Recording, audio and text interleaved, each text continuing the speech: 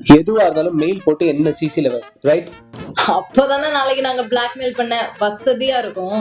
2 days family wedding தானே, எடுத்துக்கோ. இதுக்கப்புறம் 3 மாசத்துக்கு உனக்கு லீவே இல்ல. உன்னை பத்தி ஆபீஸ்ல நிறைய கம்ப்ளைண்ட்ஸ் வருதுப்பா. இதுக்கெல்லாம் டிக்ஷனரியே தேவையில்ல. நீங்க நிஜமாவே ஒழுங்கா வேலை பார்க்கலன்னு அர்த்தம்.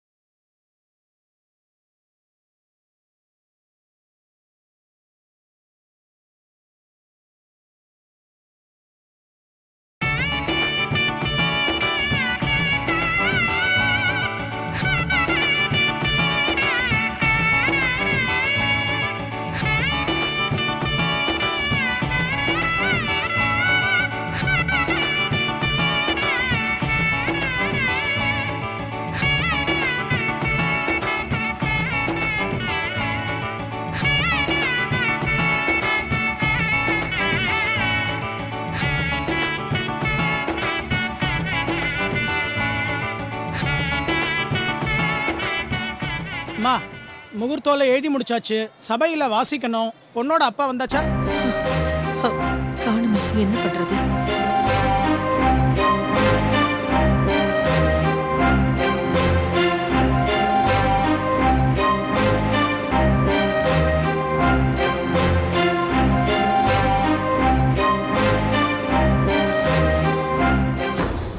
அம்மா ஃபோன் பண்ணி கேளுங்கம்மா.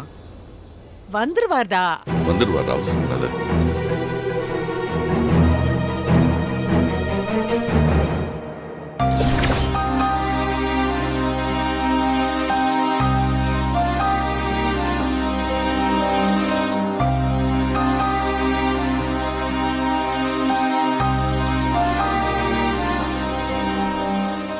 சுதா, இப்போதைக்கு இவங்க சேர விட மாட்டாங்க போல தெரியுதே. டெஸ்ட் அது இதுன்னு சொல்றாங்க. அங்க வேற நம்மளை எல்லாரும் எதிர்பார்த்து காத்துக்கிட்டு இருப்பாங்க. ரவி, நாம ரொம்ப ப்ரெஷர் கொடுக்கறோமோன்னு எனக்கு தோணுது. பயப்படுற கட்டத்தை தாண்டிட்டாருன்னா நம்ம கூட்டிட்டு வந்துடலாம். ஆனா சுந்தரம் அங்கிளோட கண்டிஷன் எப்படி இருக்குன்னு நமக்கு தெரியலையே. டாக்டர் கேட்கலாம். ஒன்றும் பிரச்சனை இல்லை. டாக்டர் செக் பண்ணிட்டு இருக்காரு. அவர் ரிப்போர்ட் கொடுத்ததும் அவரை அட்மிட் பண்ணி ட்ரீட்மெண்ட் ஆரம்பிச்சிடலாம். சார், கண்டிப்பா இங்க அட்மிட் பண்ணி ட்ரீட்மெண்ட் பண்ணணும் தான். ஆனா அங்க நிச்சயம் நடந்துட்டு இருக்குல்ல. பத்திரிக்கை வாசிக்கிற நேரத்துல பொண்ணோட அப்பா அங்க இல்லனா சங்கடமாயிடும். என்னங்க நீங்க? நானும் சொல்லிக்கிட்டே இருக்கேன். நீங்க அப்பதுல இருந்து அதையே திரும்ப திரும்ப சொல்றீங்க. இங்க அவரோட நிலைமை ரொம்ப மோசமா இருக்குங்க.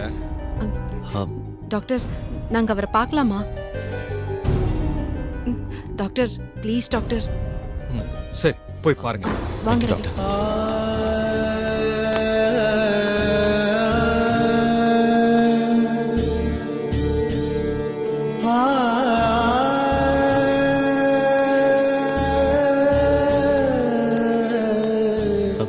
சார், ரவி சார் படுங்க சார், படுங்க.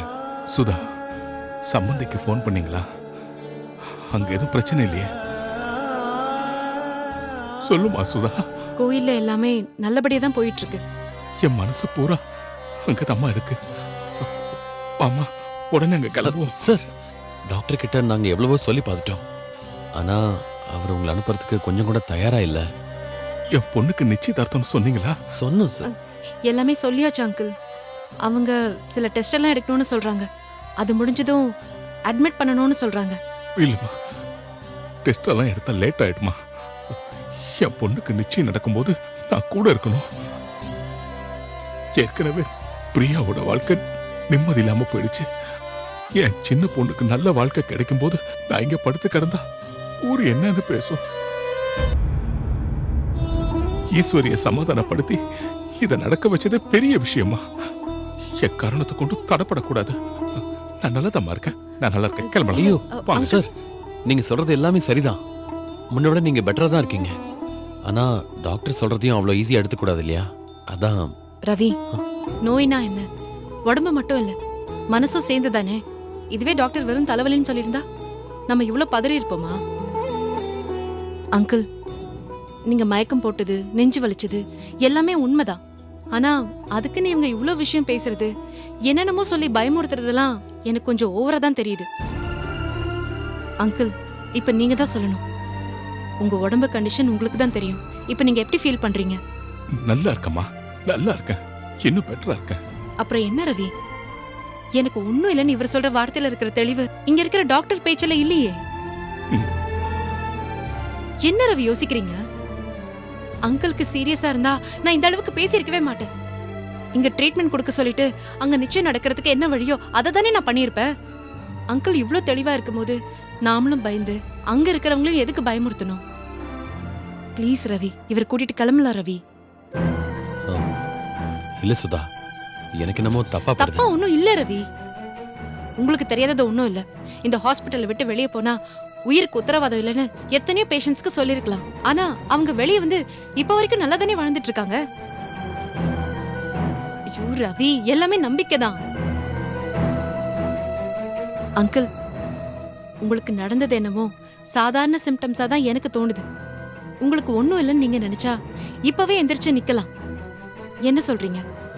நீங்க இங்கேயே படுத்து கிடந்து என்னமோ ஏதோன்னு பயந்து சாகிறத விட நிமிர்ந்து தைரியமா நடக்கிறது தான் நல்லது. என்ன சொல்றீங்க அங்கிள்? வாங்க அங்கிள், வாங்க என்ன ரவி. சுதா நீ? சார் ரவி வேண்டாம். போலாம் ரவி. சுதா சும்மா இரு. என்ன சார், சுதா தான் சொல்றானே நீங்களும் எழுந்துக்கிட்டு அமைதியா இருங்க சார். சுதாவே என்ன நம்பும் போது நான் என்ன நம்ப மாட்டேனா? வாங்க போலாம். இல்ல சார் வேண்டாம். ஹலோ ஹலோ, நான் என்ன சொல்றேன்னா, வாட் இஸ் திஸ்? என்ன பண்றீங்க பேஷண்ட்ட? சார் அதான் சொன்னனே, ஃபங்க்ஷன் நடந்துட்டு இருக்குன்னு அவரை கூட்டிட்டு போகணும் சார். ஏங்க, படிச்சவங்க தானே நீங்க எல்லாம். ஹார்ட் பேஷண்ட் சொல்லிக்கிட்டு இருக்கேன், நீங்க என்னமோ ஃபங்க்ஷன் கோயில் அது இதுன்னு சொல்லிக்கிட்டு இருக்கீங்க. Please sir sir. நான் டாக்டர், எனக்கு நல்லா ஆயிடுச்சு. I am better no. என் பொண்ணு நிச்சயதார்த்தத்தை பார்க்கணும். ப்ளீஸ் டாக்டர், நான் போகணும். ஏங்க, நல்லா ஆயிடுச்சுன்னு நீங்க எப்படி சொல்றீங்க? உங்களுக்கு ப்ராப்ளம் இருக்குங்க. சார் சார் ப்ராப்ளம் இருக்கிறதாவே இருக்கட்டும் சார். ஆனா அவர் கொஞ்சம் பெட்டரா ஃபீல் பண்றாரு. நாங்க ஒன்றும் ஒரே டிஸ்சார்ஜ் பண்ணி கூட்டிட்டு போல சார். ஃபங்க்ஷன் முடிஞ்ச கையோட திரும்ப கூட்டிட்டு வந்துடுறோம். இப்ப இவர் அங்க இல்லைன்னா பெரிய ப்ராப்ளம் ஆயிடும் சார். இங்க பாருங்க, நீங்க பெரிய தப்பு பண்றீங்க. பேஷண்ட்டுக்கு தான் அவரோட நிலைமை தெரியலன்னா நீங்களுமா? இங்க பாருங்க, இந்த நிலைமையில இவரை கூட்டிட்டு போனீங்கன்னா ஒண்ணு கிடக்க ஒண்ணு ஆயிடுச்சுன்னா யாருங்க பதில் சொல்றது? சார் நாங்க என்ன நீ சொல்ல இரு வரோம்னா, ரவி. டாக்டர், என் ரிஸ்க்ல நான் போறேன்னு நானே எழுதி தரேன் doctor. Please doctor. Uncle, sir, நீங்க சார் அமைதியா இருங்க சார். எந்த ஃபார்மாலிட்டிஸா இருந்தாலும் சொல்லுங்க, நாங்க பாத்துக்கிறோம் sir. Please sir. Please sir. Please doctor, என் பொண்ணு நிச்சயதார்த்தம் டாக்டர். Please doctor, please.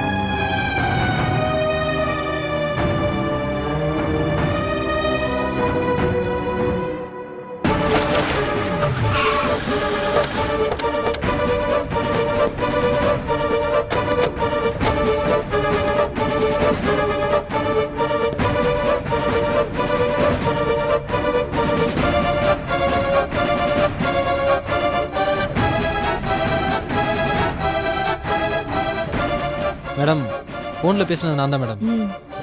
இந்தாங்க மேடம். ஃபோன் எங்க கிடைச்சது? பொன்னியம்மன் கோயில் வீதியில் வந்துட்டு இருந்தேன் மேடம், அங்கே தான் கிடைச்சது மேடம். அப்படியா? சரி, நீ எதுக்கு அங்க போன? வீட்டில இருந்து அப்படியே நான் வந்துட்டு இருந்தேன் மேடம். சரி போ. சரிங்க மேடம்.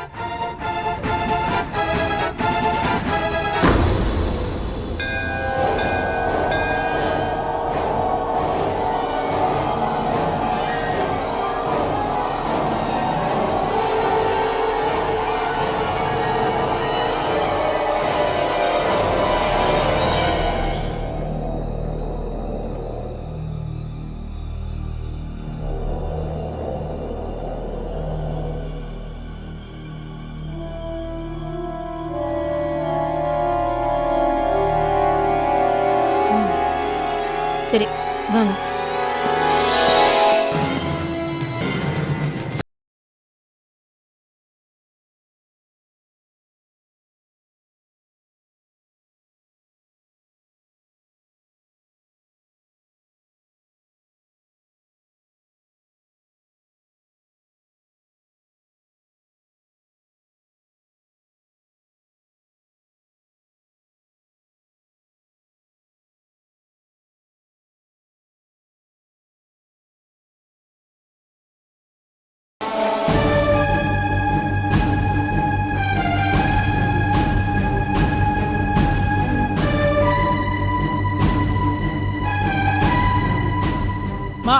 நாழியாருது. இன்னும் 10 நிமிஷம் தான் இருக்கு. இப்ப என்ன பண்றது? பிரியா, அப்பாவுக்கு ஃபோன் பண்ணி எங்க இருக்காருன்னு கேளு. எனக்கு வந்துருவாரு. அதான் டிராஃபிக் இருக்கு இல்லையா? அது நீ பண்ணு.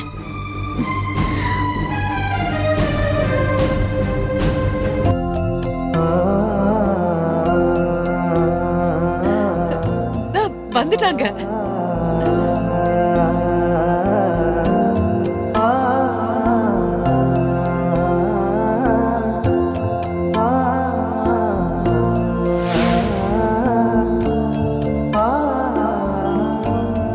என்னங்க நல்ல நேரம் முடிய போகுது, எங்கங்க போனீங்க? அப்படி என்ன அவசரம் உங்களுக்கு? இல்ல ஈஸ்வரி, மாப்பிளைக்கு அது அப்புறமா மாத்த போயிருக்கலாம்ல. ஏங்க இப்படி பண்றீங்க? அப்புறம் பேசலாமா? நல்ல நேரம் முடிய போதில்ல. உட்காருங்கப்பா. வாங்க சார். உட்காருமா. உட்காருங்க.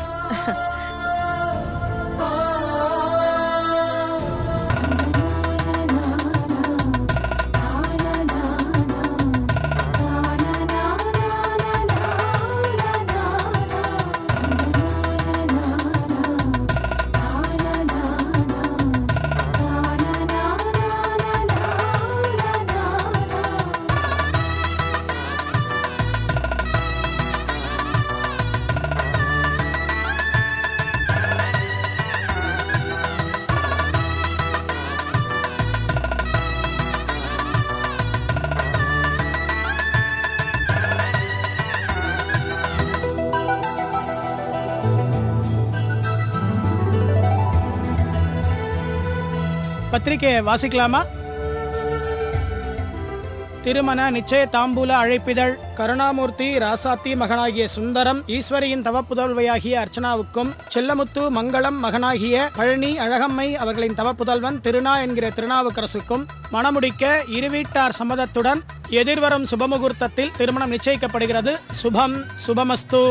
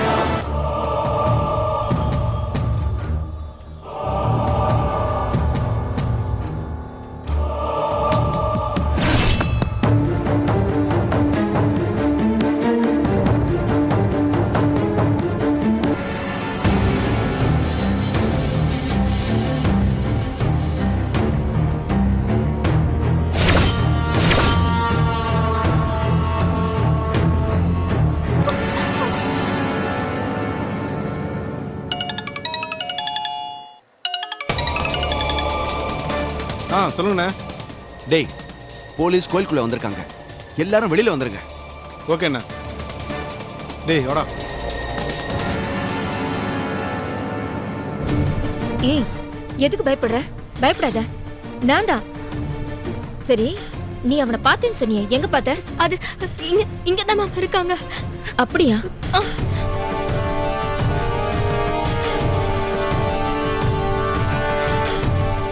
மேடம், இங்க தான் மேடம் இருந்தாங்க.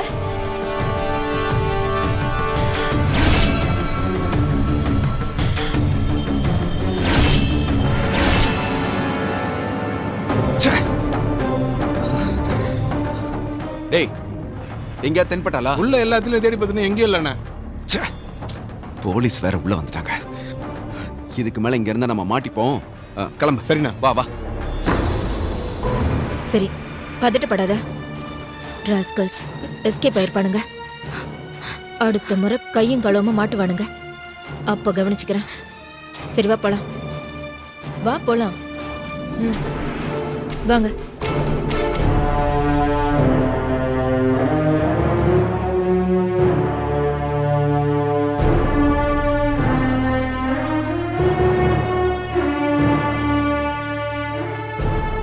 என்ன சம்பந்தி, ஏதோ பேசணும்னு சொன்னீங்க, சொல்லுங்க, என்ன விஷயம்? அம்மா, எங்களை மன்னிச்சிருங்கம்மா. அங்கிளுக்கு ஹார்ட் அட்டாக் வந்துருச்சு.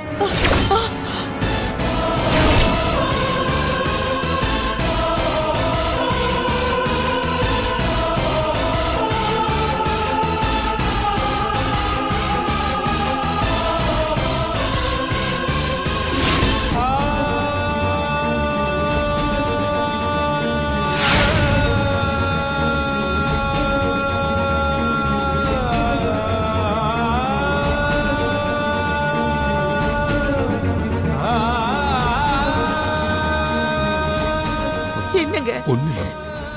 அதெல்லாம் இது பாருங்க, எல்லாம் சரியா. சம்மந்திக்கு ஒன்றும் இல்ல, ஒன்றும் ஆகல. நிச்சயம் நின்னுடக்கூடாதுன்னு தான் அங்கிள் யார்கிட்டயும் சொல்ல வேண்டாம்னு சொல்லிட்டாரு. சாரி அர்ச்சனா, எல்லாரும் எங்களை மன்னிச்சிருங்க. ஒன்னும் ஆகாது. ஃபங்க்ஷன்ங்கிறதுனால டாக்டர்கிட்ட ரெக்வஸ்ட் பண்ணி கூட்டிட்டு வந்தோம். இன்னும் சாருக்கு நிறைய டெஸ்ட் எடுக்க வேண்டியது இருக்கு. திரும்பவும் ஹாஸ்பிட்டலுக்கு கூட்டிட்டு போகணும்ப்பா. இதே முன்னாடியே சொல்லாம நீ கிளம்புங்க. ஆமாங்க. நானும் வரேன். இல்லப்பா, நீங்க இருங்க, நான் கூட்டிட்டு போறேன். பரவாயில்ல, நான் பார்த்து. சரி, நீங்க போங்க சம்பந்தி, நாங்க பாத்துக்கிறோங்க. சரிங்க, ஒன்னும் பயப்பட வந்து வேண்டாம். கூட்டிட்டு போயிட்டு இதோ வாங்க. பாத்துக்கோமா. சரிங்கப்பா.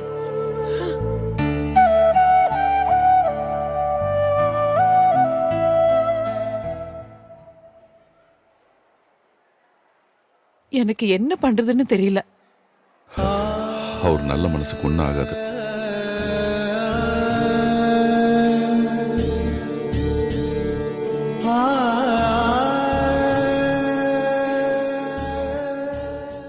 இறந்த காலத்தை கொண்டு இந்த உலகத்தோட எதிர்காலத்தை கணிக்கிறதுக்காக ஒரு மகான் இந்த புக்கை உருவாக்கியிருக்காரு.